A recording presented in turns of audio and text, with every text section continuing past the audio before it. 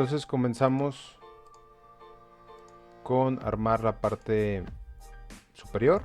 Son dos resistencias.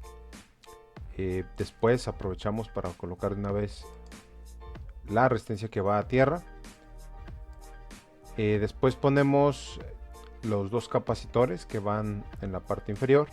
Y recuerden que aquí en medio va un capacitor que es el que va a tierra. Bueno, recuerden que esto es una conexión en paralelo, por lo tanto pues simplemente hacemos sus respectivas conexiones de los cables. Y algo importante es no olvidar que en medio está la tierra, es decir, no está donde habitualmente la colocamos. En este caso pues tenemos la tierra aquí, ¿no?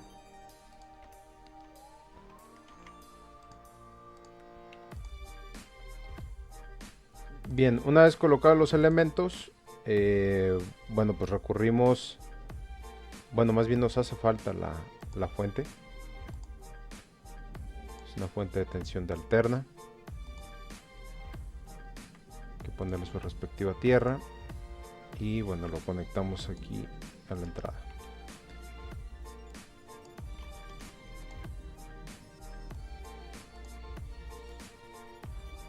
Bien, después los valores son de, dijimos, 4420, es decir, 4.42 kilo ohms. Y bueno, son iguales los valores.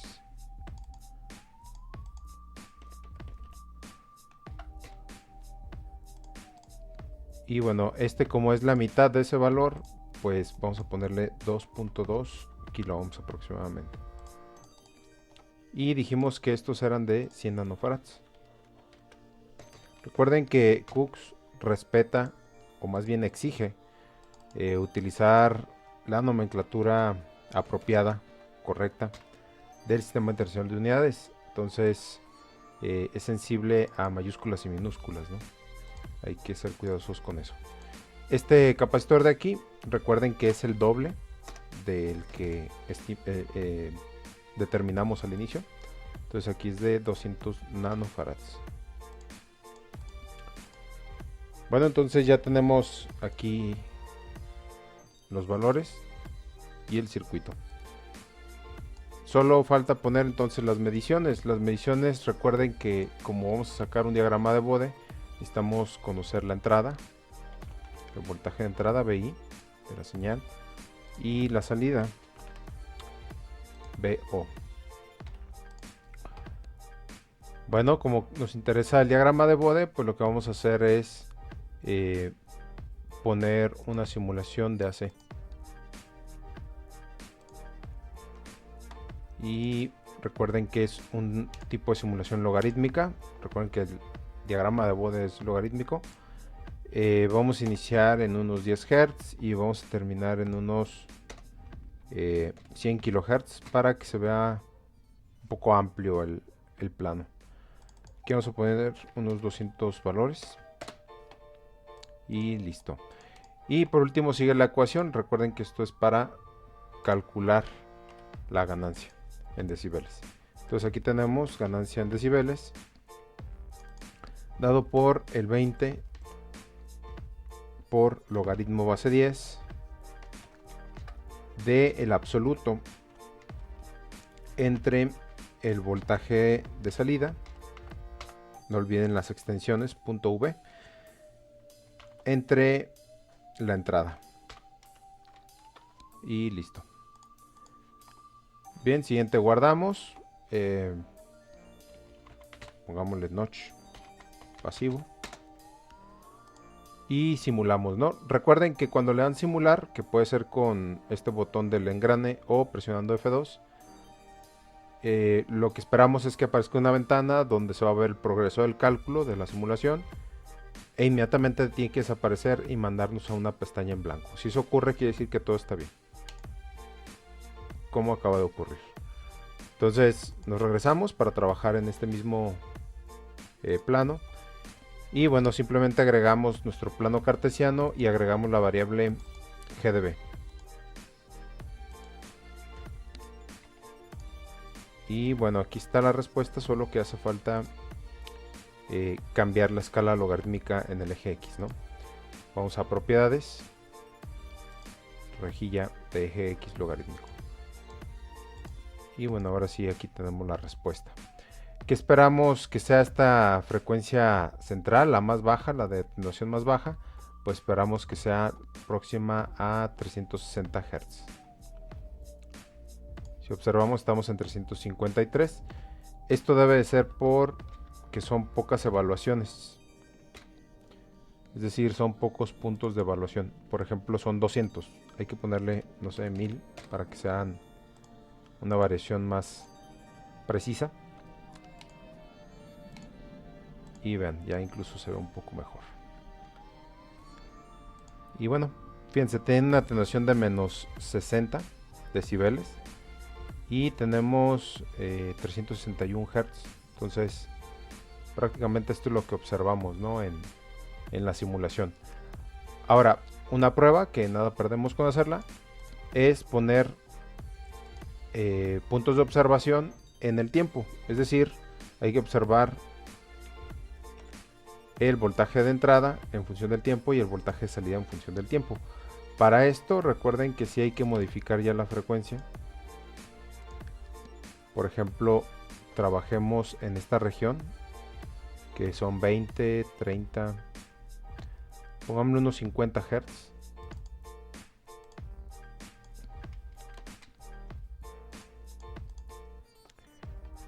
Y vamos a simular.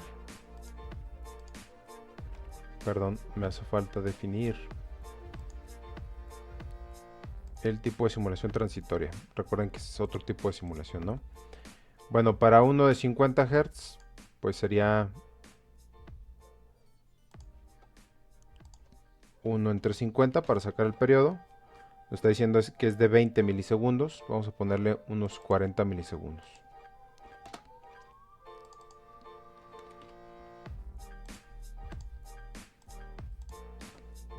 Ahora sí, simulamos. Ponemos un plano cartesiano y observamos el voltaje de entrada. Recuerden que aquí tiene que ser la extensión punto V de voltaje y T para saber que está en función del tiempo. Entonces sería VI y VO. Y bueno, aquí observamos la respuesta, ¿no? Pareciera que está mal, pero pues no, realmente sí hay una atenuación en ese punto. Dijimos que este es 10, 20, 30, 40, 50. Aquí una ligera atenuación, ¿no? Pequeña, pero la hay. Por ejemplo, si nos regresamos a una frecuencia más baja, supongamos de 20 Hz.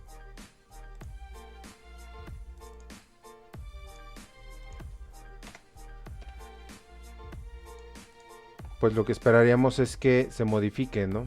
Se modifique esta amplitud de color rojo, de la señal roja. Bueno, ahí se parece un poco más. Nada más hay que acortar un poco más el periodo de tiempo. Perdón, hay que aumentar. Vamos a ponerle 80.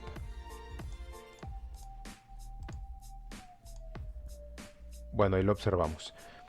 Ahora, ¿qué va a pasar si lo observamos en un punto posterior a esta frecuencia central? Es decir, no sé, en 10 kHz.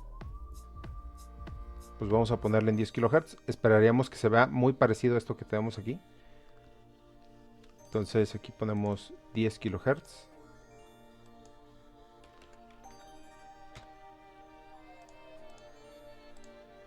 Y bueno, cambia, ¿no? Tenemos que cambiar 1 entre 10.000. Vendrían siendo 100 microsegundos. Entonces pongámosle unos 200 microsegundos. 200 microsegundos. Simulamos. Y bueno, observen que es muy parecida o sea, se acerca a la respuesta que teníamos por este punto, ¿no? Bueno, ahora sí, vayámonos, no nos vayamos a este punto más bajo, ese dejémoslo para el último, pero por ejemplo podemos verlo en